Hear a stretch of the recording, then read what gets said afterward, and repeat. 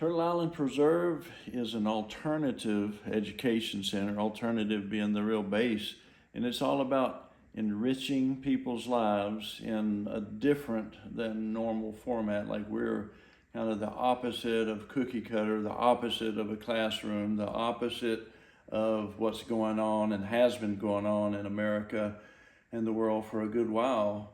We're about hands-on, putting your hands on it, getting dirty, getting bloody, getting whatever happens of you doing it, you trying things, you feeling the experience, whether it's starting a fire, planting a garden, harvesting from the garden, using the bathroom outside, and learning how to do it appropriately in a way that this high functioning and kind of goes back in time to the roots of our older humanity and gives you benefit in comprehension, perspective, encouragement, enrichment in your life now in the modern world, and gives you an opportunity to kind of see, to make your life better now and in the future for yourself, your family, your community, your children, your grandchildren.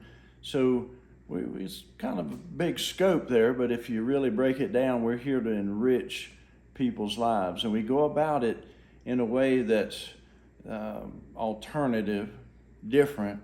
We get people outside, as in no doors, walls, windows. We have a few doors and a few walls and a few windows, but basically it's about getting people outside and having a different cultural experience. It kind of wakes up the senses and enriches the life and sort of makes you think different.